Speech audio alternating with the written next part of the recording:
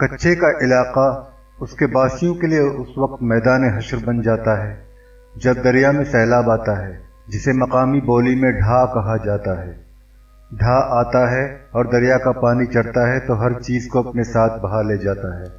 بستیاں پانی میں ڈوب جاتی ہیں، کچے مکانات گر جاتے ہیں، ہر طرف تباہی مچ جاتی ہے۔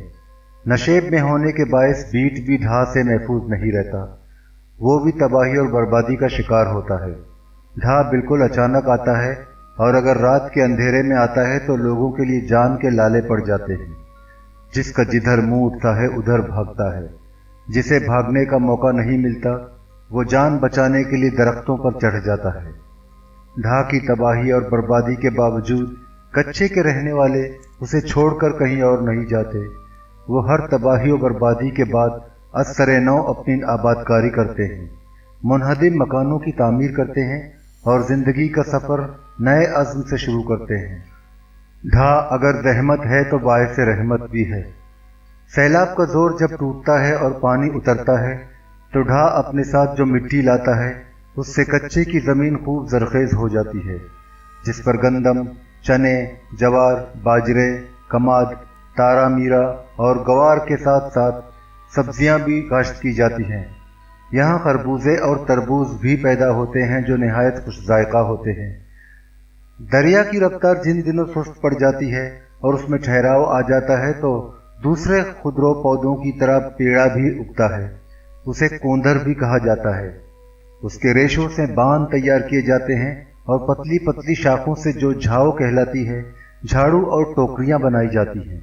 جھاڑو اور ٹوکریاں تیار کرنا کچے کی گھریلو صنعت میں شامل ہے جن کی بازار میں ہمیشہ مانگ رہتی ہے۔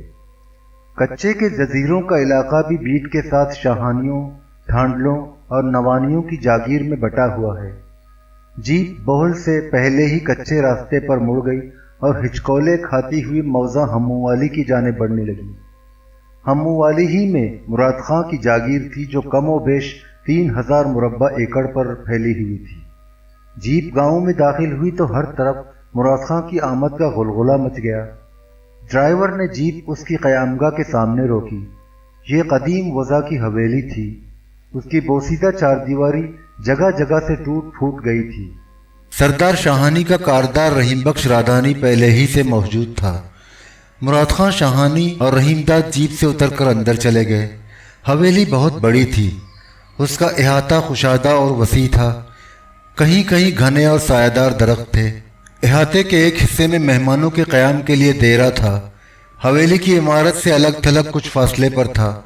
دیرے کے ایک کمرے میں رحیم داد کے ٹھہرنے کا بندوبست کیا گیا۔ شام کو سردار مراد خان شاہانی نے کچہری لگائی۔ وہ ایک کرسی پر گردن اونچی کیے نہایت آن اور دبدبے سے بیٹھا تھا۔ رحیم داد بھی اس کے ساتھ ہی ایک کرسی پر بیٹھا تھا۔ کمرے کے دالان میں دور تک گاؤں کے مزارے اور کمی جمع تھے۔ وہ باری باری سردار کے روبرو حاضر ہو کر دروازے سے داخل ہوتے ہی اونچی آواز سے کہتے، سائیں سردار، سلام دلاون، خوش ہو، راضی ہو، بالی بچی، جان مال ڈھگی خیرے، بئی سب خیرے۔ سردار مراد خان شاہانی ہولے ہولے نخوت سے گردن ہلا کر جواب دیتا، شکر ہے، شکر ہے۔ آنے والے نظریں نیچے کیے سنبھل سنبھل کر آگے بڑھتے، قریب پہنچ کر مراد خان شاہانی کے پیر چھوتے اور ہاتھ جوڑ کر بلند آواز سے دعائیں دیتے، سائیں سدا جیوے، سکھی صحت ہوئے، حیاتی والا ہوئیں۔ 2 گھنٹے بعد کچہری برخاست ہو گئی۔ باہر بیٹھے ہوئے جن لوگوں کو سردار کے روبرو حاضر ہونے کا موقع نہیں ملا تھا وہ دوسرے روز آنے کا ارمان دلوں میں لیے واپس چلے گئے۔ ان میں مرد بھی تھے، عورتیں بھی تھیں، بوڑھے بھی تھے اور جوان بھی تھے۔ سردار مراد خان نے دوسرے روز صبح کچہری لگائی، شام کو بھی کچہری لگائی۔ ہر روز ایسا ہی ہوتا۔ مزارے اور جاگیر میں بسنے والے دوسرے لوگ سردار کے سامنے حاضری دیتے، اپنے تنازعات، مسائل، مقدمات کی صورت میں اس کے سامنے پیش کرتے۔ سردار شاہانی منصف کی صورت ایک ایک کا مقدمہ سنتا، ان پر غور کرتا، ضروری سمجھتا تو اپنے کاردار رادھانی سے بھی مشورہ کر لیا کرتا۔ رادھانی اس کے قریب ہی ذرا پیچھے ہٹ کر کرسی پر بیٹھا تھا۔ سردار شاہانی کسی مقدمے کو آئندہ پیشی کے لیے ملتوی کر دیتا، کسی کا فوری فیصلہ سناتا، اس کا ہر فیصلہ قطعی اور آخری ہوتا، اس کا کوئی بھی فیصلہ عدالت میں چیلنج نہیں کیا جا سکتا تھا۔ 4 روز تک صبح شام دونوں وقت یہ سلسلہ چلتا رہا۔ کسی بھی روز کچہری 2 گھنٹے سے پہلے ختم نہ ہوتی، کبھی کبھی صبح سے دوپہر ہو جاتی، مگر سردار مراد خان شام کی کچہری زیادہ طویل نہ ہونے دیتا تھا۔ اندھیرا بڑھتے ہی اس کے معمولات کا وقت شروع ہو جاتا، بدن ٹوٹنے لگتا اور ذہن بوجھل ہو جاتا۔ یہ گویا بادانوشی کا تقاضا ہوتا اور اس میں تاخیر رفتہ رفتہ اذیتناک بنتی جاتی۔ اس کی قوت فیصلہ جواب دینے لگتی، وہ اکتا کر اچانک کھڑا ہو جاتا۔ رادھانی اس کا مزاج شناس تھا، وہ اٹھنے سے پہلے ہی سردار شاہانی کی کیفیت بھانپ جاتا اور کچہری برخاست ہونے کا اعلان کر دیتا۔ کچہری کا سلسلہ ختم ہوا تو مراد خان بستی چانڈیا کے ایک بڑے ذمہ دار اور بارڈر ملٹری پولیس کے ایک کمانڈر کے ہمراہ شکار کھیلنے چلا گیا۔ اس کے ساتھ شکاری کتے تھے اور شکار کا ہانکا کرنے والے ملازم اور مزارے بھی تھے۔ ان کے پاس لمبی لمبی لاٹھیاں، ڈھول اور ٹین کے پیپے تھے۔ کریم بخش رادھانی بھی سردار شاہانی کے ساتھ چلا گیا، مگر رحیم داد نہ جا سکا۔ اسے پچھلی رات سے ہلکا ہلکا بخار تھا، سر میں درد بھی تھا۔ گاؤں کے حکیم نے اسے دوا دی تھی اور آرام کرنے کا مشورہ دیا تھا۔ ویسے بھی جب سردار مراد خان شاہانی شکاریوں کے ہمراہ روانہ ہو رہا تھا تو رحیم داد اس قدر نڈھال اور مزمعل تھا کہ اس میں شکار پر جانے کی سکت نہ تھی اور نہ کوئی خواہش۔ وہ اپنے کمرے میں بستر پر لیٹا رہا۔ سردار شاہانی شکار پر جانے سے پہلے دیر تک اس کے پاس بیٹھا تسلی اور دلجوئی کی باتیں کرتا رہا۔ مراد خان دن چڑھے شکار کے لیے روانہ ہوا اور رحیم داد سے دوسرے روز صبح واپس آنے کا وعدہ کر گیا۔ رحیم داد نے اس روز کھانے کے بجائے صرف گرم دودھ پر گزارا کیا۔ شام کو بھی وہ اپنے کمرے سے باہر نہیں نکلا، مگر اس کی طبیعت میں افاقہ تھا۔ بخار اتر چکا تھا، صرف کمزوری باقی تھی۔ وہ بستر پر خاموش لیٹا تھا۔ رات کوہر آلود اور سرد تھی، گاؤں دھند میں لپٹا خاموش نظر آ رہا تھا۔ سکوت لہجہ بہ لہجہ بڑھتا جا رہا تھا۔ دور سے رک رک کر کتوں کے زور زور سے بھونکنے کی آوازیں ابھر رہی تھیں۔ رحیم داد ابھی سویا نہیں تھا، آنکھوں میں ہلکی ہلکی غنودگی تھی۔ اسی عالم میں اس نے کمرے کے باہر قدموں کی آہٹ سنی۔ آہٹ قریب آتی گئی، پھر دروازے پر آہستہ سے دستک ہوئی۔ رحیم داد نے آنکھیں کھول دیں۔ دروازہ آہستہ سے کھلا۔ رحیم داد نے حیرت سے دیکھا کہ کرامت کمرے میں داخل ہو رہا ہے۔ اس نے دروازہ بند کیا اور رحیم داد کے روبرو نظریں جھکا کر ادب سے کھڑا ہو گیا۔ رحیم داد نے پوچھا، کرمے تو کیسے آیا؟ تے کو پتہ ہی ہے سائیں میں کیوں آیا ہوں، اس نے رسان سے کہا۔ رحیم داد خاموش رہا۔ اس نے ہولے سے کراہتے ہوئے کروٹ بدلی۔ کرامت نے چہرے پر پریشانی کے تاثرات پیدا کرتے ہوئے اظہار ہمدردی کے طور پر پوچھا، سائیں تیری طبیعت تو ٹھیک ہے، خیر و عافیت ہے؟ سر میں درد ہے، بخار بھی تھا، پر اب نہیں لگتا، حکیم نے دوائی دی ہے، رحیم داد نے ٹھہر ٹھہر کر بتایا۔ کرامت آگے بڑھا اور سرہانے بیٹھ کر آہستہ آہستہ رحیم داد کا سر دبانے لگا۔ رحیم داد چپ رہا۔ سر دباتے دباتے کرامت نے دبی زبان سے پوچھا، سائیں تو نے مالہان کے بارے میں کچھ سوچا؟ رحیم داد اس کی بات نظر انداز کرتے ہوئے بولا، تو آیا کب؟ میں تو جی کل ہی آ گیا تھا، پر مجھے مالان لے کر ضرور جانا ہے، دے تو سویرے سویرے بھگ کر چلا جاؤں گا۔ سردار کو پتہ ہے تو یہاں ہے؟ نہیں سائیں، اسے بالکل پتہ نہیں، اسے میرے آنے کا پتہ بھی نہ لگے۔ میں چاہتا ہوں اس کی واپسی سے پہلے ہی یہاں سے چلا جاؤں۔ تو نے دیکھ ہی لیا، اس روز تیرے کمرے میں مجھے دیکھ کر کتنا ناراض ہوا تھا۔ اسے پتہ چل گیا تو سائیں وہ بہت ظلم کرے گا، اس کا غصہ بہت خطرناک ہے۔ رحیم داد چند لمحے ٹکٹکی باندھے سامنے کی دیوار تکتا رہا۔ دیوار پر کرامت کا سایہ لیمپ کی روشنی میں دھیرے دھیرے ہل رہا تھا۔ رحیم داد نے لمبی سانس بھری، اس کے ہونٹوں پر خفیف سی مسکراہٹ ابھری۔ کرمے سچ سچ بتا، وہ تیری بہن تو نہیں ہے؟ توبہ کرو جی، وہ حیرت زدہ ہو کر بولا، سائیں تو نے تو حد کر دی، وہ میری بہن کیسے ہو سکتی ہے؟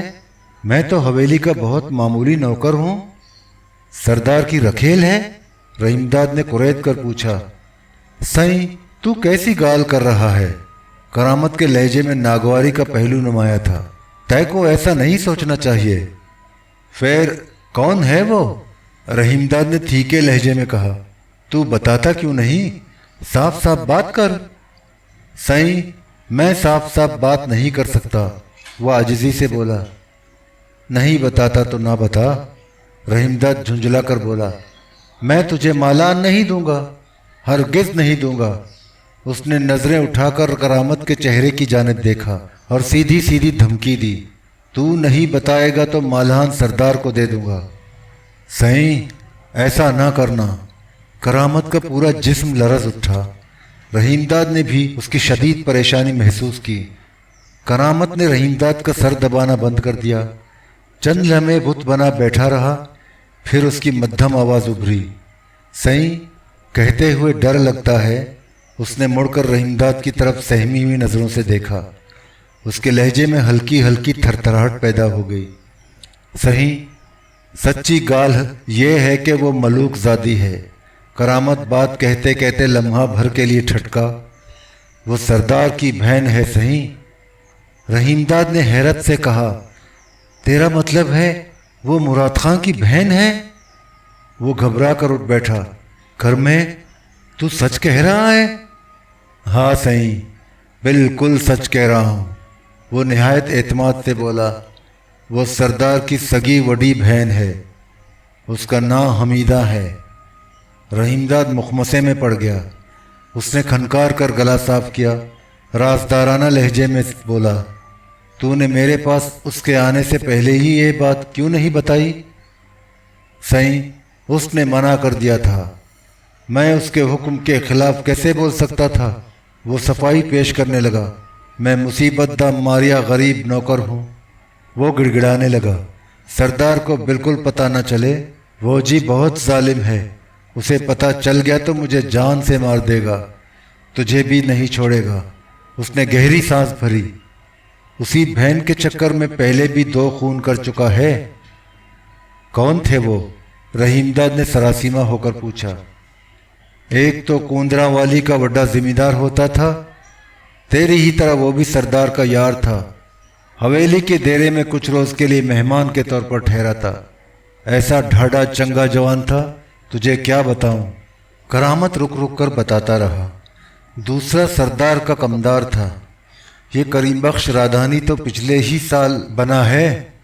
इससे पहले जो कमदार होता था उसका नाम अकबर खान नियाजी था।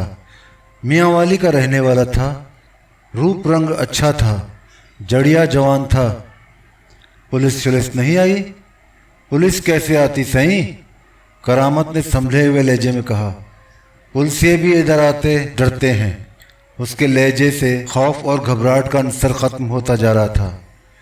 सारे बड़े अफसरों से सरदार की यारी है। उसके साथ बैठकर रोज ही रात को पीते पिलाते हैं। रहीमदाद उसकी बातें सुनकर गहरी खामोशी में डूब गया। करामत ने उसे इस तरह गुमसुम देखा तो कुरैद के पूछा। सही तू किस सोच में पड़ गया? हमीदा का घरवाला नहीं है? रहीमदाद ने दरियाफ्त किया। घरवाला कैसे हो सकता है उसका परना ही कब हुआ? उसने चौकन्ना नजरों से एक बार फिर दरवाजे की जानिब देखा। सरदार उसका परना करना ही नहीं चाहता। रहीमदाद को यह सुनकर सख्त ताज्जुब हुआ कि हमीदा का अब तक ब्याह नहीं हुआ और शाहानी उसका ब्याह करना ही नहीं चाहता। वो उलझन में पड़ गया। उसने ये राज मालूम करने की गरज से दरियाफ्त किया। कर में ये तो बता, सरदार ने अब तक हमीदा का परना या ब्याह क्यों नहीं किया? गाल ये है सही, करामत ने बताया। हमीदा का परना हो गया तो उसके साथ जमींदारी का भी हिस्सा देना होगा। अब तो जी उसकी उम्र भी ज्यादा हो गई। उससे छोटी बहन रशीदा है, उसका भी परना नहीं हुआ। उसकी उम्र भी पक्की होती जा रही है। वो भी सरदार से बड़ी है। सरदार सबसे छोटा है। उसका कोई भाई नहीं, सिर्फ 2 बहनें हैं। तभी तो वो नहीं चाहता कि जिम्मेदारी कम हो जाए। वो तो जिम्मेदारी बढ़ाना चाहता है। उसके होंठों पर जहरखंद हवेदा था। इधर के सारे ही जगीरदार और बड़े जिम्मेदार ऐसा ही करते हैं। उनकी बहनें और बेटियां बिना पढ़ने के हवेलियों के कमरों में बैठे बैठे बूढ़ी हो जाती हैं और जी उनकी कड़ी निगरानी की जाती है। निगरानी की जाती हो तो हमीदा इस तरह रात को कैसे मेरे कमरे में चली आई? उसे बुलाकर तो तू ही लाया था ना? उसकी मर्जी जो थी, मुझे उसने बख्शिश में 5 रुपए भी दिए थे। करामत ने रहीमदाद को मुत्तला किया। वो शाम को तुझे हवेली के चौक में टहलते देख चुकी थी। उसे ये भी पता था कि देरा खाली है, तेरे सिवा न कोई मेहमान है न नौकर। उसका लहजा मध्यम हो गया, उस पर संजीदगी गालिब आ गई। जवानी तो जी बुरी होती है, बस वो चली आई। उसने कदरे तवक्कुफ किया, फिर मुस्कुरा कर गोया हुआ, अभी तो जी वो जवान ही है, सोनी भी है, वैसे सही एक गाल और भी है। उसका मगज ठीक से काम नहीं करता। कभी कभी तो इतनी चीखती चिल्लाती है कि दूर दूर तक उसकी आवाज़ जाती है। चंद ही रोज़ पहले हवेली के जनान खाने से निस्वानी चीखें रहीमदाद ने भी सुनी थी और सरदार मुराद खां शाहानी उन्हें सुनते ही घबराया हो उठकर जनान खाने में चला गया था। जहन में इस पस मंज़र के साथ रहीमदाद ने कहा, एक रात तो मैंने भी चीखें सुनी थी। हमीदा ही चीखती चिल्लाती होगी, पर वो ऐसा क्यों करती है? उसके तो सही चीखते चीखते हाथ पैर भी उकड़ जाते हैं, मुंह से सफ़ेद सफ़ेद झाग निकलता है। मिर्गी तो नहीं है उसे? रहीमदाद के चेहरे पर परेशानी का गुबार बिखर गया। उसे मान हकीम निज़र मोहम्मद चिश्ती याद आ गया, जिसे मिर्गी का दौरा पड़ने के दौरान उसने नहर बारी दोआब के पार वीरान टीलों के दरमियान बेदर्दी से कत्ल कर दिया था। मिर्गी शिरगी बिल्कुल नहीं है। करामत ने रहीमदाद की गलतफहमी रफा करने की कोशिश की। उसे तो जी जिन थीवन है। आसेब बताते हैं, जब उस पर जिन्न आता है तो उसकी आंखें लाल अंगारा हो जाती हैं, ऐसी लाल लाल के देखकर खौफ आता है। उस वक़्त तो सही उसकी आवाज़ भी बदलकर एकदम भारी हो जाती है, किसी जाल या रन की आवाज़ ही नहीं रहती, लगता है कोई मर्द बोल रहा है। माँ आसेब उतारने के लिए कितने ही पीरों, फ़कीरों और अल्लाह वालों को बुला चुकी है। उसका अपना ख़ानदानी पीर भी है। करामत धीमे लहजे में हमीदा के बारे में बताता रहा। किसी ने तावीज़ दिया, किसी ने झाड़ फूंक की, माँ उसे ज़ियारतों और खनगाहों पर भी ले गई, मन्नत भी मानी, पर सही कुछ नहीं हुआ। जिन अभी तक उस पर आता है, तभी तो सरदार भी उससे डरता है। वो ज़ेरे लब मुस्कुराया। डरता तो जी सच पूछो तो वो उसके आसेब से है। उसे तो कभी कुछ नहीं कहता, पर उसके यारों को ज़रूर कत्ल करा देता है। 2 तो मेरे सामने हुए, पहले भी हो चुके होंगे। रहीमदाद की सिट्टी गुम हो गई। उसने कुछ नहीं कहा। आहिस्ता से पलंग से उतरा, कोने में रखे हुए ट्रंक के पास गया, उसे खोला, अंदर से सोने का खंटा निकाला, करामत के पास पहुंचा। खंटा करामत के हवाले करते हुए गोया हुआ, ले ये हमीदा को दे देना। उसने तीखी नज़रों से करामत को देखा। कर में देख, आगे ना तो मेरे पास कभी आना और ना हमीदा को लाना। उसका लहजा तल्ख हो गया, वरना सरदार मुझे भी कत्ल करा देगा और तुझे भी जिंदा नहीं छोड़ेगा। रहीमदाद के चेहरे पर खौफ का साया मंडलाने लगा। मैंने अच्छी तरह पता है सरदार कितना जालिम और खूनख्वार है। सही तू बिल्कुल ठीक कह रहा है। एक गाल हो तो तैं को बताना भूल ही गया। करामत ने हाथ में दबा हुआ कंठा रहीमदाद के सामने कर दिया। ये मालहान हमीदा की नहीं, उसकी भरजाई की है। वो सरदार की जाल है, तभी तो हमीदा इस मालहान के लिए इतनी परेशान और घबराई हुई है। उसे लेने वो तेरे पास ज़रूर आ जाती, लगता है उसे मौका नहीं मिला। वैसे उसकी भरजाई को मालान के बारे में अभी तक कुछ पता नहीं। रहीमदाद ने जेब से 10-10 के 2 नोट निकाले और करामत को देते हुए बोला, ये रुपए रख ले और अब तू टुर जा। सवेरे सूरज निकलने से पहले यहाँ से निकल जाना। तेरा इस पिंड में ज़्यादा देर ठहरना खतरे से खाली नहीं। करामत ने नोट लेकर खंटे के साथ ही अपने मंझले के डब में एहतियात से रखे और रहीमदाद से रुखसत होते हुए गोया हुआ। सही तू राजी सुखी हो। वो आगे बढ़ा और दरवाज़ा खोलकर कमरे से चला गया। रहीमदाद बिस्तर पर बुत बना बैठा रहा। ज़रा ही देर बाद उसने सुना, کتے زور زور سے بھونک رہے تھے۔ وہ خوفزدہ ہو گیا، جلدی سے دروازے پر پہنچا، ایک پٹ کھول کر باہر دیکھا۔ کوہرے کی دھند اس قدر گاڑھی تھی کہ اسے کچھ نظر نہ آیا۔ حویلی کے احاطے کے باہر کتوں کے بھونکنے کی آوازیں رک رک کر ابھر رہی تھیں۔ رحیم داد نے دروازہ بند کیا اور نڈھال ہو کر بستر پر دراز ہو گیا۔ وہ خود کو تھکا ہوا محسوس کر رہا تھا، ہانپنے کے انداز میں گہری گہری سانسیں بھر رہا تھا۔ کتے اب حویلی سے کہیں دور بھونک رہے تھے، ان کی آوازیں رفتہ رفتہ رات کی خاموشی میں ڈوب کر ختم ہو گئیں، مگر رحیم داد دیر تک جاگتا رہا، مراد خان کی بہن حمیدہ کے بارے میں سوچتا رہا۔ مراد خان شاہانی سحپہر کو شکار سے واپس آ گیا۔ وہ کئی خرگوش اور بہت سی مرغابیاں مار کر لایا تھا۔ واپسی پر وہ سیدھا رحیم داد کے پاس پہنچا، اس کا حال معلوم کیا۔ رحیم داد کی طبیعت اب ٹھیک تھی، بخار اتر چکا تھا، سر میں درد بھی نہیں تھا۔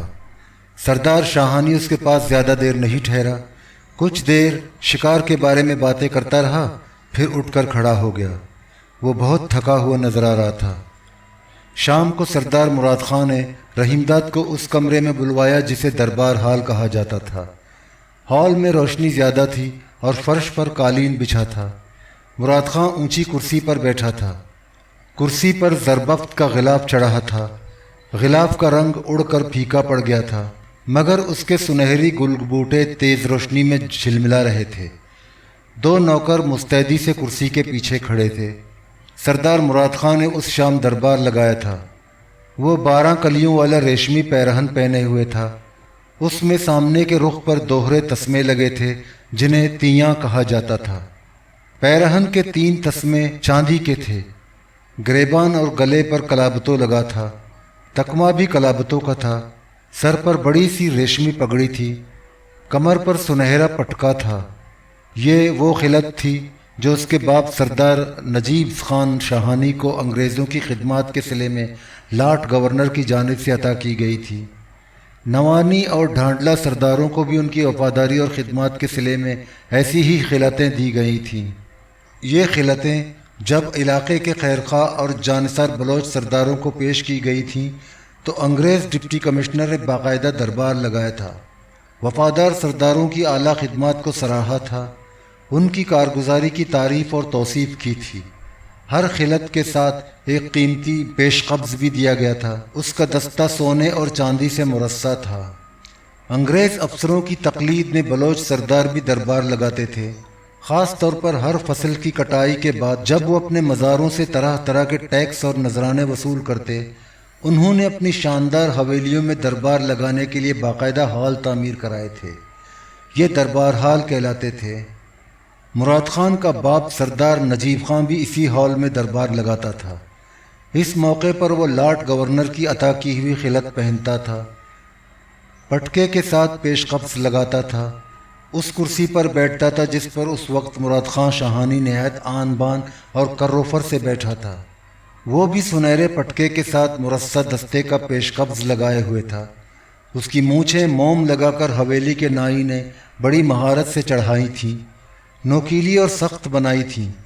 سردار مراد خان شاہانی کے کندھوں پر کشمیری شال پڑی تھی، وہ بہت وجیح اور پروقار نظر آ رہا تھا، چہرے سے رعب اور دبدبا ٹپک رہا تھا۔ دربار ہال کے باہر گاؤں کے مزارے ٹھنڈے فرش پر جگہ جگہ ٹولیوں میں بٹے ہوئے بیٹھے تھے۔ وہ سرگوشیوں میں آہستہ آہستہ بول رہے تھے، ان میں اکثریت بوڑھوں کی تھی۔ وہ خریف کی فصل کی کٹائی کے بعد اپنے بیٹوں، بیٹیوں، بھائیوں اور بہنوں کی شادی کرنا چاہتے تھے، مگر شادی سے پہلے سردار کی اجازت حاصل کرنا ضروری تھا۔ اس کی اجازت کے بغیر کوئی شادی بیاہ نہیں ہو سکتا تھا۔ شادی کی اجازت کے لیے انہیں سردار کو نذرانہ پیش کرنا پڑتا جسے ڈالی کہا جاتا ہے۔ یہ پرنا ٹیکس تھا۔ اس ٹیکس کی شرح فی مربع ایکڑ زیر کاشت رقبے پر 30 روپے مقرر تھی۔ دوسرے ٹیکسوں کے برعکس پرنا ٹیکس کی وصولی غلے کے بجائے نقدی کی صورت میں کی جاتی ہے۔ البتہ کاردار فصل کی کیفیت کے مطابق ٹیکس یا ڈالی کی مقررہ رقم میں کمی بیشی کی سفارش کر سکتا ہے۔ ایسی سفارش سردار عام طور پر منظور کر لیتا ہے۔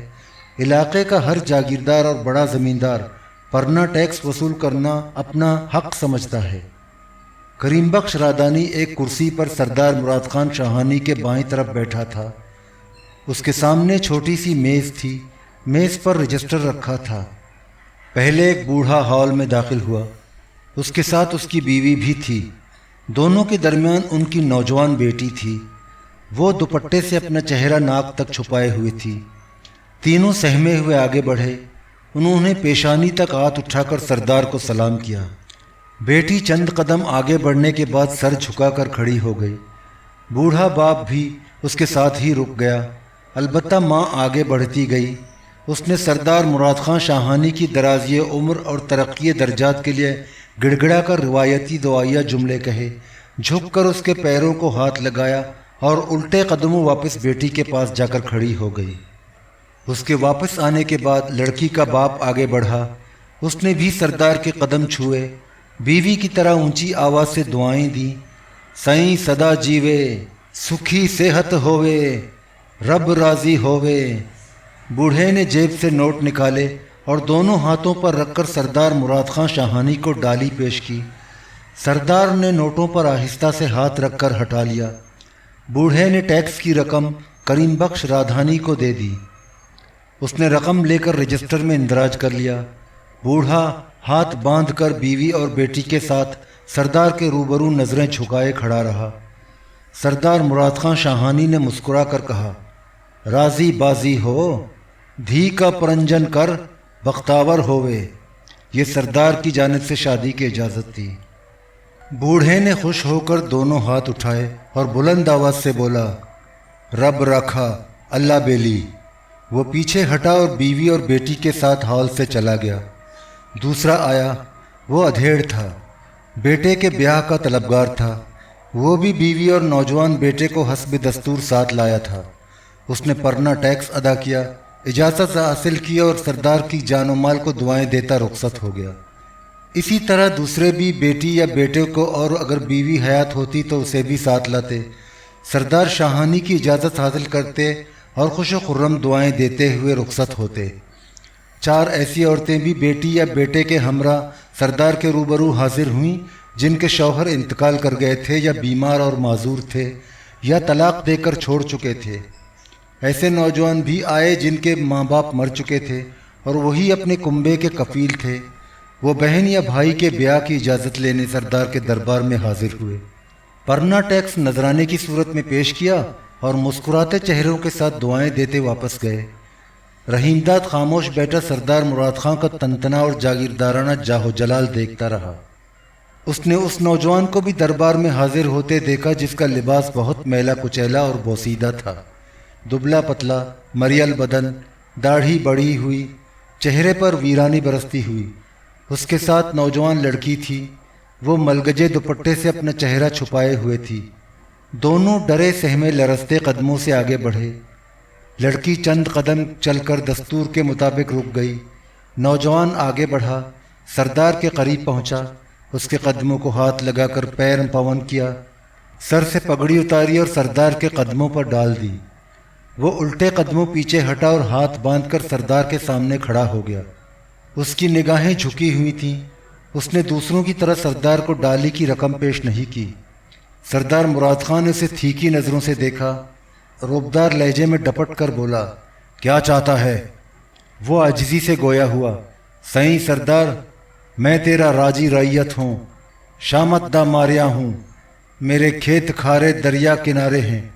پچھلی برکھا میں دریا چڑھا، ایک رات اچانک زبردست ڈھا آیا، میری ساری رڑ فصل چھل میں بہہ گئی، پانی کا ریلا گھر بار جمع جت تھا، سب کچھ بہا لے گیا، میرے پاس کچھ بھی نہیں بچا۔ رات کے اندھارے میں ڈھا کا پانی تیزی سے داخل ہوا، سب جان بچانے کے لیے جدھر منہ اٹھا ادھر بھاگے، جن کو بھاگنے کا رستہ نہ ملا وہ درختوں پر چڑھ گئے۔ اس نے ہاتھ اٹھا کر لڑکی کی طرف اشارہ کیا، یہ میری بہن ہے، یہ میرے ساتھ کسی نہ کسی طرح نکل آئی، اماں اندھی تھی، وہ نہیں آ سکی۔ اس نے دل گرفتہ ہو کر ٹھنڈی سانس بھری۔ بعد میں اس کی لاش 2 میل آگے دریا کنارے ملی۔ وہ گڑ گڑانے لگا، سائیں، میں مصیبت دا ماریا بالکل کنگال ہو گیا۔ سردار مراد خان نے مڑ کر رادھانی کی جانب دیکھا، ٹھیک کہہ رہا ہے یہ؟ सही अभी बताता हूँ। राधानी ने सरदार से मोहलत मांगी और नौजवान की जानिब मुतवज्जा हुआ। तेरा नाम की है? वो लकुंत से बोला। सही मेरा नाम फरीद खां शाहानी है। यूं कहे तो फरीदा है। करीम बख्श राधानी ने दुरुस्त लहजे में उसके नाम की तसही की। फरीद ने झट अपनी गलती तस्लीम कर ली। आजिज़ी से बोला, हाँ सही मैं फरीदा ही हूँ, मैं तो तेरे पास पहले भी आता रहा हूँ। राधानी ने फरीदा की बात नज़रअंदाज करते हुए सरदार मुराद खां शाहानी को मुखातिब किया। सही सरदार ये ठीक कह रहा है, उसकी फसल और घर बार सैलाब में बर्बाद हो गए। मुराद खां ने सरसरी नज़र से फरीदा को देखा, बेजारी से पूछा, जब तुझे डाली नहीं देनी थी तो यहाँ आया क्यों है? सही सरदार मेरे कोल डाली देने के लिए कुछ नहीं, मैं सवाली हूँ, अल्लाह रासी हूँ, तेरी फयाजी है। फरीदा हाथ जोड़कर फरियादी हुआ। सही मैं अभी डाली नहीं दे सकता, रबी की वाडी पर डाली की रकम अदा कर दूंगा। इसके परने की तैको इतनी जल्दी क्यों है? सरदार ने लड़की की तरफ हाथ से इशारा करते हुए नागवारी से कहा, पहले रबी की बुआई कर, फसल की वाडी के बाद डाली देना, तभी उसका परना करना। सही तू बिल्कुल ठीक कह रहा है, तेरा कहाँ सर आँखों थे, सर माथे थे।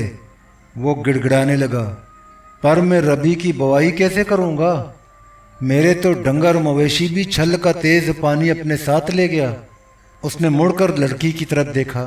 सही उसका परना कर दूंगा तो इसका घोट खावंद बुआई कर सकता है। उसके कोल एक जोड़ी हल भी है, वो मेरा शरीका है और ये उसकी मंग है। उसने निगाहें नीची कर ली। मैंने उसका मंगरा कर दिया पर डाली ना दे सका। सही मैं को माफ़ी दे दे। सरदार मुराद खान ने किसी रद्द अमल का इजहार नहीं किया, खामोश बैठा रहा। फरीदा कदरे तामुल के बाद आजिज़ी से गोया हुआ, सही इसका परना हो जाए तो मैं लायलपुर चला जाऊंगा, वहाँ किसी कारखाने में लग जाऊंगा। मेरा एक सक्का मलीर वहाँ मजदूरी करता है, उसने मुझे लायलपुर आने को कहा है। फरीदे तू इतनी गरीबी में उसका परना कैसे करेगा? इसके लिए कुछ न कुछ रकम तो चाहिए होगी। मुराद खां शाहानी ने बेनियाजी से कहा, खर्च ही क्या करना है सही, मैंने तो जी फर्ज अदा करना है। फरीदा ने वजाहत की। 200 रुपये वस्ती के सुनारिये ने उधार देने का वादा किया है, इतनी रकम से काम चल जाएगा। वो हाथ जोड़कर एक बार फिर गिड़गिड़ाने लगा। सही सरदार माफ़ी दे दे, मैं बहुत गरीब मिस्कीन हूँ। उसने मुड़कर लड़की की जानिब देखा। इसका परना हो गया तो रबी की बुआई भी हो जाएगी, मैं भी मेहनत मजदूरी से कुछ कमाई कर लूँगा। यह भी कंवारी है, बकर है, मैं उसे घर पर अकेला छोड़कर कैसे लायलपुर जा सकता हूँ? अब तो अम्मा भी नहीं रही, मेरी खेती बाड़ी सब तबाह हो जाएगी। उसने तड़प कर दुहाई दी, मैं को बचा ले सही, तू सदा जीवे, रब राजी होवे। वो फरियाद करता रहा। सरदार मुराद खां शाहानी खामोश बैठा सोचता रहा। उसका कारदार करीम बख्श राधानी भी खामोश था। मुराद खान ने निगाहें उठाकर लड़की की सिमत देखा। वो दुपट्टे के आंचल से अपना चेहरा छुपाए बुत बनी खड़ी थी। मुराद खान टकटकी बांधे उसे देखता रहा। उसकी आंखों में तेज चमक पैदा हुई। उसने गर्दन को हल्का सा खम देकर पुश्त पर खड़े हुए मुलाजिम को मुखातिब किया। जोड़े, उसने लड़की की जानिब इशारा किया। उसके मुंह पर से मांछली बुक्कल तो हटा। अल्लाह बख्श जूड़ा हुक्म मिलते ही लड़की के करीब पहुंचा। लड़की बेचैन होकर कसमसाई। जोड़ा ने उसकी बेचैनी और घबराहट पर मुतलिक तवज्जो न दी। उसने हाथ बढ़ाया और आंचल हटा दी, मगर लड़की का सर और सीना हनूज दुपट्टे से ढका हुआ था। लड़की ने उसे और ढांप लिया। सरदार को लड़की की यह अदा नागवार गुजरी। उसकी तीवरी पर बल पड़ गए।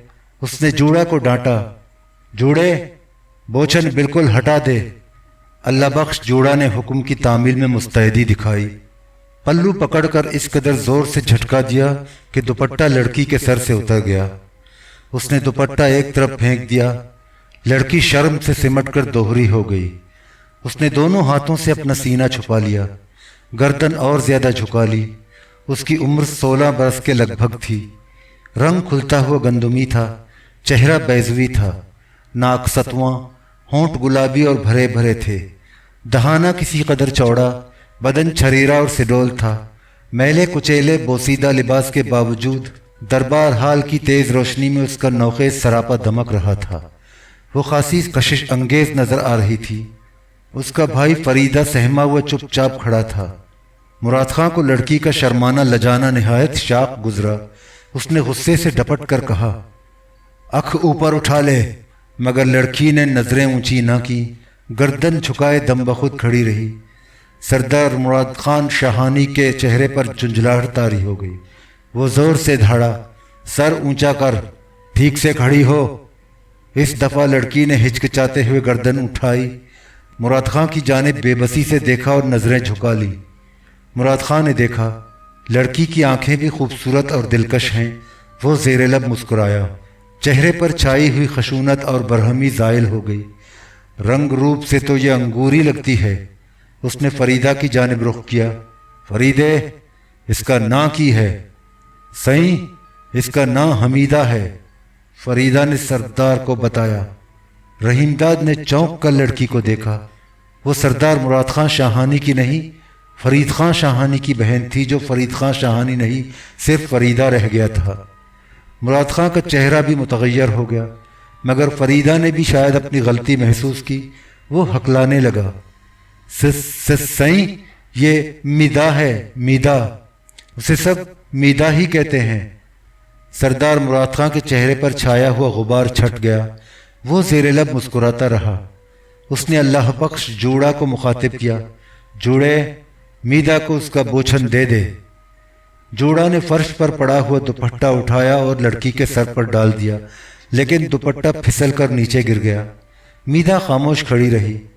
उसने दुपट्टे को हाथ न लगाया। उसके चेहरे पर छाई हुई हया पर रफ्ता रफ्ता झुंझलाहट हावी होती जा रही थी।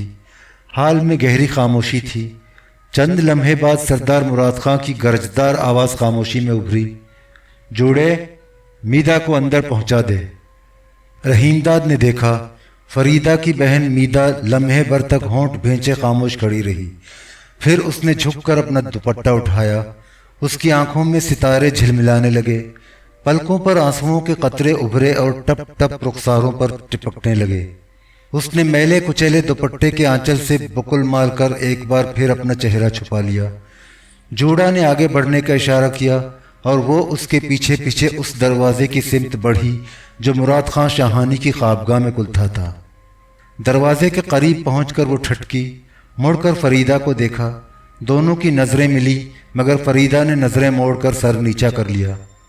मीदा आगे बढ़ी और सरदार मुराद खां की ख्वाबगाह में दाखिल हो गई। मुराद खां ने पलटकर करीम बख्श राधानी की जानिब देखा। नर्म लहजे में गोया हुआ, फरीदा ने मंगना करन से पहले डाली न देने की माफ़ी चाही थी, उसे माफ़ी दे दी गई, पर मीदा अब इधर ही रहेगी। ये फैसला बाद में होगा मीदा को कब फरीदा के हवाले किया जाए।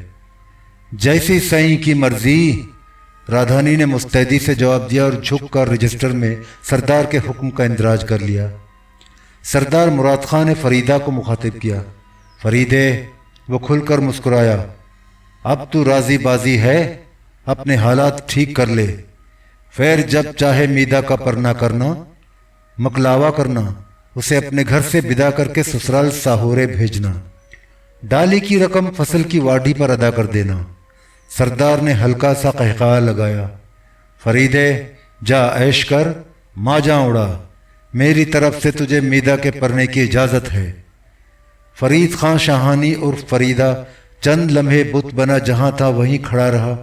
फिर उसके जिस्म में हरकत हुई। वो आगे बढ़ा, सरदार के कदमों पर पड़ी हुई अपनी पगड़ी उठाई, 4-5 पेच देकर उसे सर पर बांधा, दोनों हाथ उठाकर दुआएं दी। सई सरदार, तू सदा जीवे, सुखी सेहत होवे, रब राजी होवे।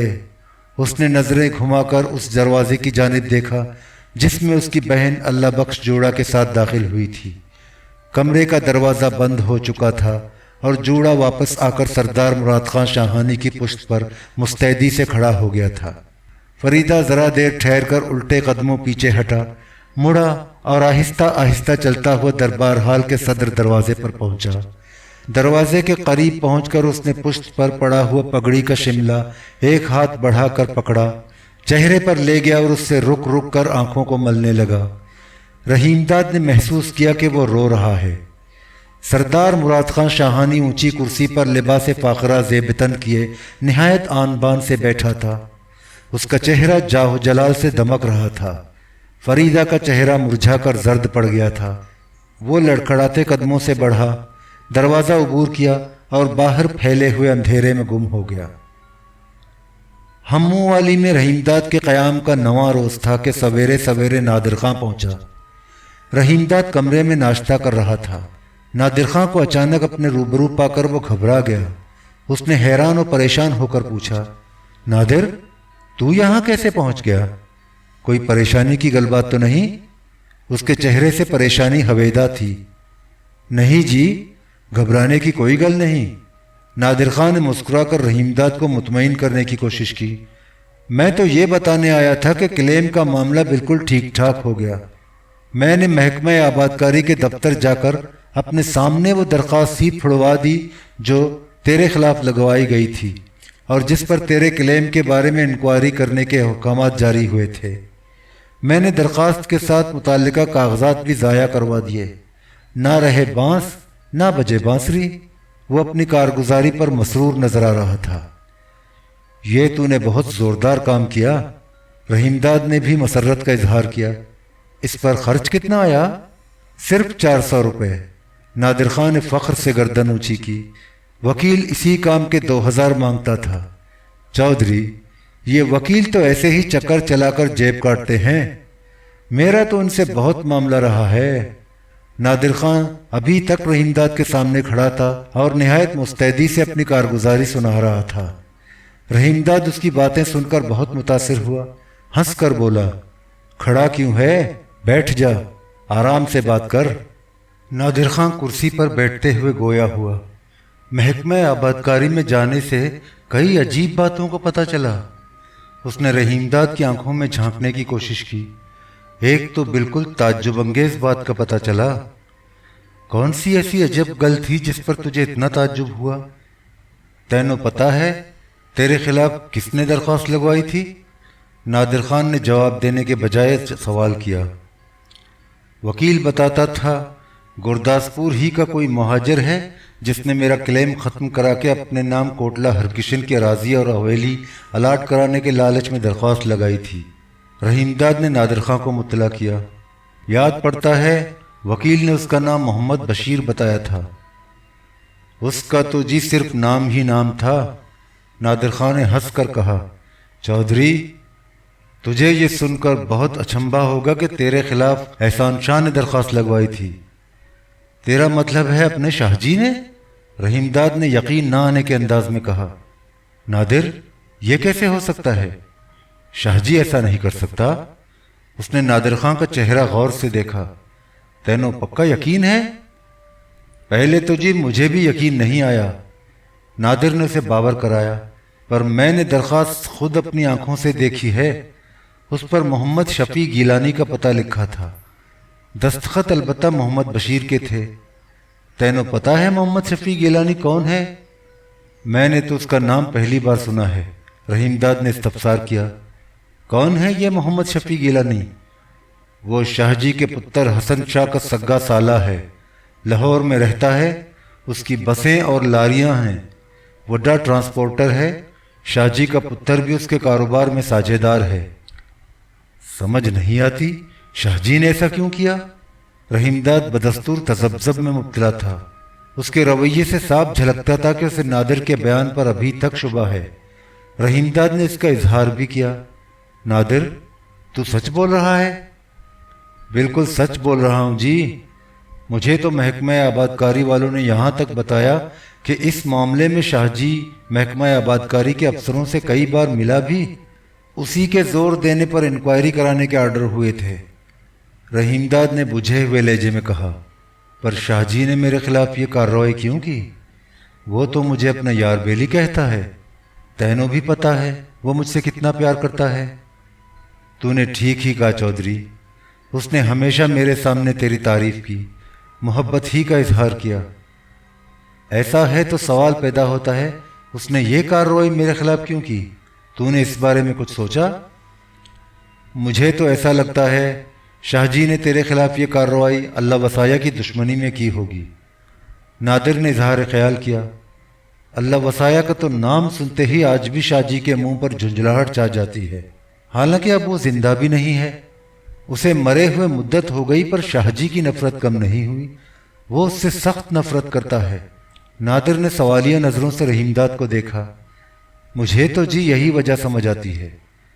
سوچنے کی بات تو یہ ہے تجھ سے تو اسے کوئی گلہ شکوہ نہیں، جب بھی تیرے بارے میں اس سے بات چھڑی اس نے ہر بار تجھے اچھے لفظوں سے یاد کیا۔ تیرا خیال ٹھیک لگتا ہے۔ رحیم داد نے نادر خان سے اتفاق کیا۔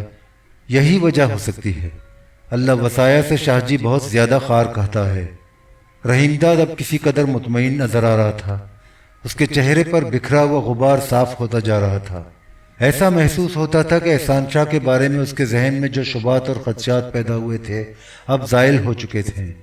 اس نے سوچا احسان شاہ نے اللہ وصایا سے عداوت کے باعث ہی اس کا کلیم اور الاٹمنٹ منسوخ کرانے کی کوشش کی ہوگی۔ اسے یاد آیا کہ درخواست اس زمانے میں داخل کی گئی تھی جب اللہ وصایا زندہ تھا اور تمام زمینداری کی دیکھ بھال وہی کرتا تھا۔ رحیم داد اسی سوچ میں غرق تھا۔ نادر خان نے اسے اس قدر محویت سے سوچتے دیکھا تو خاموش نہ رہ سکا۔ اس نے دریافت کیا، چودھری کس سوچ میں پڑ گیا؟ رحیم داد نے چونک کر نادر کو دیکھا اور بات کا رخ موڑتے ہوئے دبی زبان سے پوچھا، جمیلہ کا کیا حال چال ہے؟ تو نے پھٹی پر کیڑے مار دوائی چھڑکوا دی تھی اور جمیلہ کو اس کے بارے میں بتا بھی دیا تھا؟ وہ تو جی اب پرانی گل ہو گئی، نادر خان نے مسکرا کر بتایا۔ دوائی تو اسی روز اسپرے کرا دی گئی تھی اور شام ہی کو میں نے اس کے بارے میں زمیندارنی کو بتا بھی دیا تھا۔ اب تو پھٹی پر سنڈی نہیں رہی؟ نہیں جی بالکل نہیں رہی، اسپرے کے بعد ہی ختم ہو گئی، نادر خان نے جواب دیا۔ زمیندارنی نے پھٹی کے بوٹے خود جا کر دیکھے تھے۔ تو اس سے ملتا جلتا رہتا ہے؟ روز تو جی وہ ملتی نہیں، اسے تو اسکول ہی سے فرصت نہیں، پر مجھے جب بھی موقع ملا اسے خریف کی واڈی اور ربی کی بوائی کے بارے میں ایک ایک بات بتاتا رہا۔ اس کا مطلب تو یہ ہوا وہ زمینداری میں دلچسپی لے رہی ہے؟ نہیں چودھری، اس پر تو آج کل تاجہ کے ویاہ کی فکر زیادہ سوار نظر آتی ہے۔ رحیم داد نے ہچکچاتے ہوئے پوچھا، میرے بارے میں بھی اس نے کوئی گل بات کی؟ مجھ سے تو نہیں کی، پر میری گھر والی سے اس نے تیرے بارے میں بہت سی باتیں کی۔ نادر خان نے رحیم داد کو مطلع کیا۔ کیا کہتی تھی میرے بارے میں؟ رحیم داد نے بے قرار ہو کر دریافت کیا۔ تیری گھر والی نے تجھے بتایا تو ہوگا؟ نادر خان کی تیز نظروں نے رحیم داد کی بے قراری فوراً بھانپ لی۔ اس نے شکوے کے انداز میں کہا، اس نے مجھے ساری ہی باتیں بتائیں، پر چودھری تو نے مجھے کچھ نہیں بتایا۔ میں تو تیرا ہی بندہ ہوں، مجھے زمیندارنی سے کیا لینا؟ رحیم داد پریشان ہو کر بولا، پہلے یہ بتا جمیلہ نے میرے بارے میں تیری گھر والی کو کیا کیا بتایا؟ وہ تجھ سے بہت ناراض تھی چودھری، تو نے اپنی گھر والی اور بچوں کے بارے میں جو جھوٹ بولا تھا اس کا اس نے بہت برا منایا۔ رحیم داد بلبلا کر رہ گیا۔ اسے یقین ہو گیا کہ نادر خان جھوٹ نہیں بول رہا ہے۔ اگر جمیلہ اس کی بیوی کو یہ بات نہ بتاتی تو اسے ہرگز علم نہ ہوتا۔ اس نے نادر کی جانب نظر اٹھا کر نہیں دیکھا، خاموش بیٹھا رہا۔ نادر بتاتا رہا، اسے یہ بھی پتا چل گیا کہ تو چھپ چھپ کر شاہ جی کے پاس جاتا ہے، اس کی حویلی میں کئی روز ٹھہرتا ہے۔ وہ شاہ جی سے سخت نفرت کرتی ہے، کہتی ہے اللہ وصایا کو احسان شاہ ہی نے قتل کرایا ہے۔ رحیم داد نے دبی زبان سے پوچھا، اس نے تیری گھر والی سے ایسی بات بھی کہی؟ وہ نادر خان سے یہ بات بھی دریافت کرنا چاہتا تھا کہ اس کے بارے میں تو جمیلہ نے کوئی ایسی بات نہیں کی کہ وہ بھی احسان شاہ کے ساتھ اللہ وصایا کے قتل میں شریک تھا، مگر یہ بات اس کی زبان پر آتے آتے رہ گئی۔ اس نے فوراً خود کو سنبھالا، لہجے میں تیکھا پن پیدا کرنے کی کوشش کی۔ اسے شاہ جی کے بارے میں ایسی بات نہیں سوچنی چاہیے، شاہ جی ایسا نہیں کر سکتا۔ پتہ نہیں اسے کیسے ایسا شبہ ہوا۔ احسان شاہ کی حمایت دراصل وہ خود اپنی دفاع میں کر رہا تھا۔ مجھے تو جی جب اپنی گھر والی سے ان باتوں کا پتہ چلا تو میں بہت پریشان ہوا۔ نادر خان نے اس کی خوشنودی حاصل کرنے کی غرض سے کہا، سچی گل پوچھ تو میں نے شاہ جی کے بارے میں زمیندارنی سے کوئی بات نہیں کی، ورنہ وہ مجھ سے بھی ناراض ہو جاتی۔ ناراض نہ ہوتی تب بھی اس کے دل میں نہ جانے کیسے کیسے شبہات پیدا ہو سکتے تھے۔ اس نے رحیم داد کو مروب کرنے کا سیدھا سادہ حربہ استعمال کیا۔ میں نے تو جی صرف تیرے بارے میں اس سے گل بات کی، اس کے دل میں تیری طرف سے جو ناراضی اور غصہ تھا اسے دور کرنے کی پوری کوشش کی۔ تو نے اس کی ناراضی ختم کرا دی؟ رحیم داد نے بے اختیار پوچھا۔ چودھری، ایسے معاملے میں نے بہت نپٹائے ہیں، نادر خان نے اپنی بات پر زور دیتے ہوئے کہا۔ زمیندارنی تو زنانی ہی ہے نا، میں نے تو جگیرداروں اور بڑے زمینداروں کے نہ جانے کیسے کیسے الجھے ہوئے جھگڑے ٹنٹے طے کرائے ہیں۔ بات کہتے کہتے وہ ٹھٹکا، رحیم داد کی آنکھوں میں جھانکنے کی کوشش کی۔ چودھری، میں تجھ سے ایک گل پوچھوں، صاف بتائے گا؟ پوچھ، کیا پوچھنا چاہتا ہے؟ تو زمیندارنی سے بیاہ کرنا چاہتا ہے؟ نادر نے رحیم داد کو اور زیادہ مروب کرنے کے لیے ہیر پھیر کے بجائے براہ راست سوال کیا۔ رحیم داد انکار نہ کر سکا۔ میں نے ایسا سوچا تو تھا، رحیم داد نے دھیمے لہجے میں بتایا۔ نادر خان کی توقع کے مطابق وہ خاصا مروب نظر آ رہا تھا۔ نہ بھی بتاتا تب بھی مجھے یہ بات پہلے ہی معلوم ہو گئی تھی۔ نادر خان اب اس کی شخصیت پر پوری طرح چھا چکا تھا۔ جمیلہ نے تیری گھر والی کو یہ گل بتائی ہوگی؟ رحیم داد نے دبی زبان سے پوچھا۔ ہاں جی، نادر خان گویا ہوا۔ ساتھ ہی زمیندارنی نے یہ بھی بتایا کہ اس نے صاف انکار کر دیا۔ نادر نے اپنا سکہ اچھی طرح جمانے کے لیے سوال کیا۔ یہی گل ہے نا؟ رحیم داد نے بجھے ہوئے لہجے میں کہا۔ نادر، تو ٹھیک کہہ رہا ہے۔ اس کے چہرے پر افسردگی پھیلنے لگی۔ نادر خان نے اس کی افسردگی کا فوراً اندازہ کر لیا اور اس کی ہمدردی حاصل کرنے کی غرض سے گویا ہوا۔ چودھری، پریشان ہونے کی کوئی ضرورت نہیں، تو دیکھنا سب ٹھیک ٹھاک ہو جائے گا، جو چاہے گا وہی ہوگا۔ رحیم داد نے مڑ کر کھونٹی پر لٹکی ہوئی اپنی پگڑی دیکھی اور وہ گرہ تلاش کی جو اس نے بکھر میں تکھے پیر کے مزار پر منت ماننے کے بعد پگڑی کے شملے میں لگائی تھی۔ گرہ ابھی تک موجود تھی۔ رحیم داد اپنی بے چینی چھپانے کی کوشش کے باوجود چھپا نہ سکا۔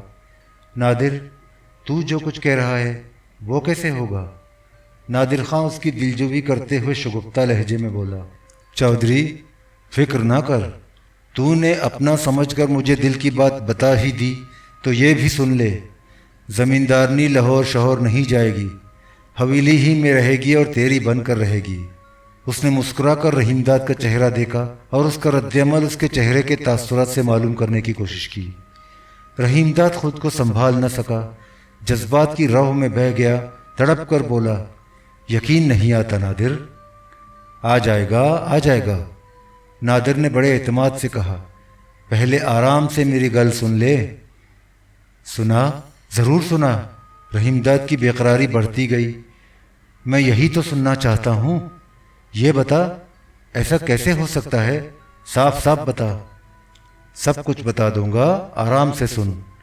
نادر خان بے تکلفی سے مسکرایا۔ اسے رحیم داد کو اپنے قابو میں کرنے کا نہایت مناسب موقع ملا تھا۔ اس نے رحیم داد کو مطمئن کرنے کی غرض سے کہا۔ مجھے گھر والی کے ذریعے ان باتوں کا پتہ چلا تو میں نے اس کی ڈیوٹی لگائی، اسے سمجھا بجھا کر تیار کیا کہ تیری طرف سے زمیندارنی کے دل میں جو میل پیدا ہو گیا ہے اسے دور کرنے کی کوشش کرے۔ نادر خان نے اپنی کارگزاری کی رودات ٹھہر کر سنانا شروع کی۔ میں نے اسے کہا کہ زمیندارنی کو سمجھائے کہ چودھری سیدھا سادہ نیک بندہ ہے، احسان شاہ کے بہکانے اور پھسلانے میں آ گیا۔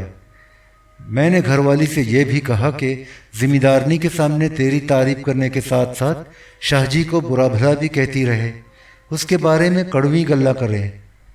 یہ تو نے ٹھیک نہیں کیا۔ رحیم داد کو اس کی بات پسند نہیں آئی۔ شاہ جی کو پتہ چل گیا تو بہت ناراض ہوگا، میں اس سے بگاڑ کرنا نہیں چاہتا۔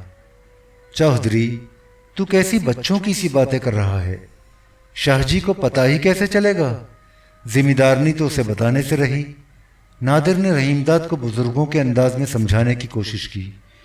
یہ تو تجھے بھی پتہ ہے زمیندارنی کو شاہ جی سے کتنی نفرت اور گھن ہے۔ جب کسی سے سخت نفرت اور گھن ہوتی ہے تو اس کی برائی سن کر خوشی ہوتی ہے، مزہ آتا ہے۔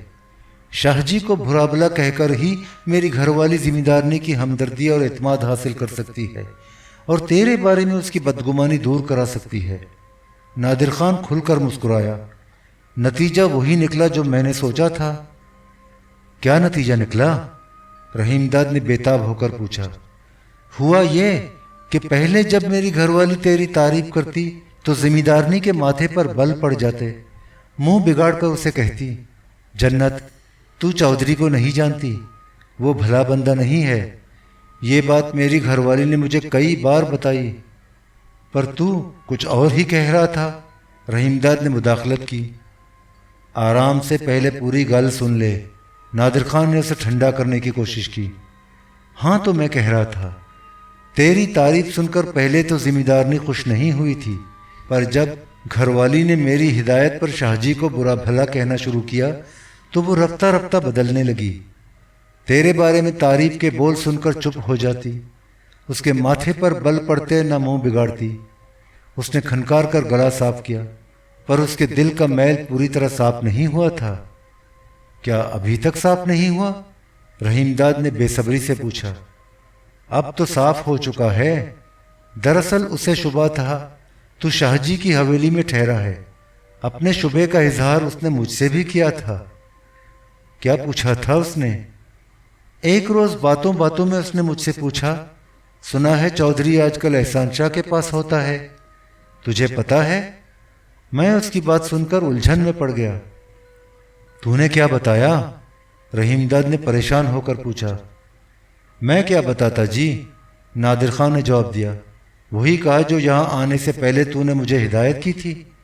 मैंने जिम्मेदारनी से कहा, चौधरी तो अपने क्लेम के सिलसिले में मुल्तान गया है, तूने मुझसे यही तो कहा था। नादिर ने रहीमदाद की जानिब देखा। जमीला ने तेरी बात मान ली थी? नहीं। नादिर ने इनकार में गर्दन हिलाई। मेरी गल सुनकर वो चुप हो गई।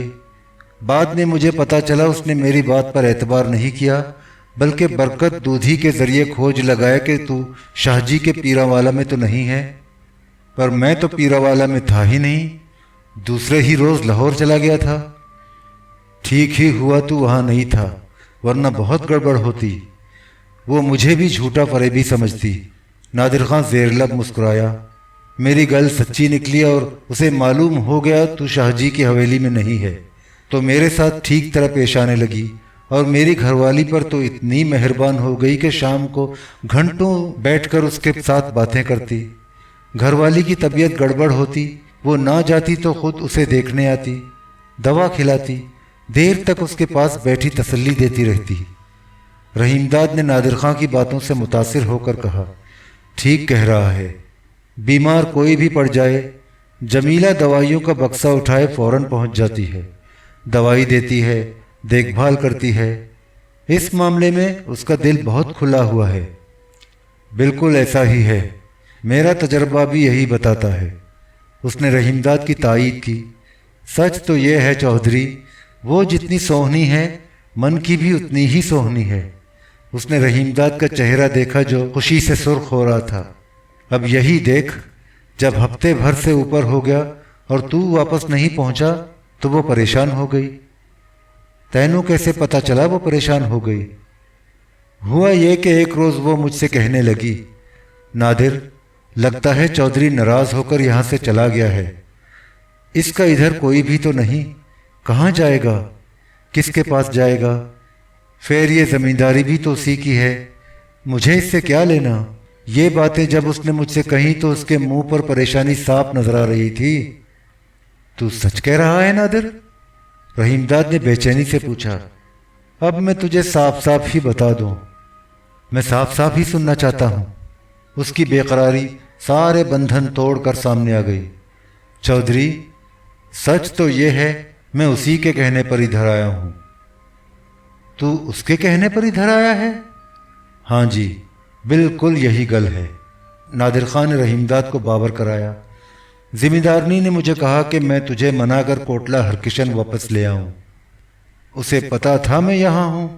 रहीमदाद ने हैरत से पूछा। उसे कैसे पता चला? नहीं चौधरी, ऐसी कोई गल नहीं। नादिर खान ने उसकी गलतफहमी रफा की। उसका ख्याल था تو ملتان میں ہوگا اور محکمہ آبادکاری سے تیرا پتہ معلوم ہو جائے گا۔ میں نے کیا بھی ایسا ہی، سیدھا ملتان پہنچا، وہاں 2 روز ٹھہر کر تیرے کلیم کا معاملہ طے کرایا اور کوٹلہ ہرکشن لوٹنے کے بجائے سیدھا شاہ جی کی حویلی پہنچا۔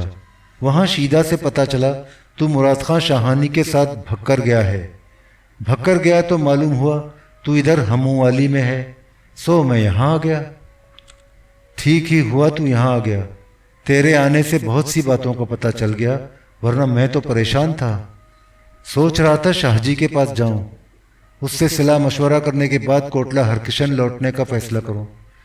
مجھے جمیلہ کی ناراضی نے بہت تنگ کر رکھا تھا، پر اب تو وہ تجھ سے ذرا بھی ناراض نہیں، جی چاہے تو اور گھوم لے، پنڈ پہنچ کر خود دیکھ لینا ذمہ دارنی تجھ سے کس طرح پیش آتی ہے۔ اب وہ بہت بدل چکی ہے، تیری طرف سے اس کا دل بالکل صاف ہو چکا ہے، یہ سب تو نے ہی کیا ہے۔ رحیم داد نے نادر خان کی کارگزاری سے خوش ہو کر اپنے رد عمل کا اظہار کیا۔ سچ پوچھ میں تو سمجھتا تھا جمیلہ کی خفگی اب کبھی ختم نہ ہوگی، بات ہی اس طرح بگڑی تھی کہ میں چاہتا بھی تو اس کے دل کا میل صاف نہ ہوتا۔ وہ بے ساختہ مسکرانے لگا، پر نادر تو نے تو کمال ہی کر دیا، شاہ جی سچ کہتا ہے، نادر تو بہت کام کا بندہ ہے۔ نادر خان کے چہرے پر مسکراہٹ بکھر گئی، مگر اس نے انکسار سے کام لیا۔ چودھری یہ تو کوئی ایسا پیچیدہ معاملہ نہیں تھا، تیری مہربانی چاہیے، آگے اس سے بھی زبردست کام کر کے دکھاؤں گا۔ ابھی تیری ملازمت کرتے مجھے دن ہی کتنے ہوئے ہیں۔ فکر نہ کر، اب تو ہمیشہ میرے پاس رہے گا، مجھے تیرے ہی جیسے وفادار اور ہوشیار بندے کی ضرورت تھی۔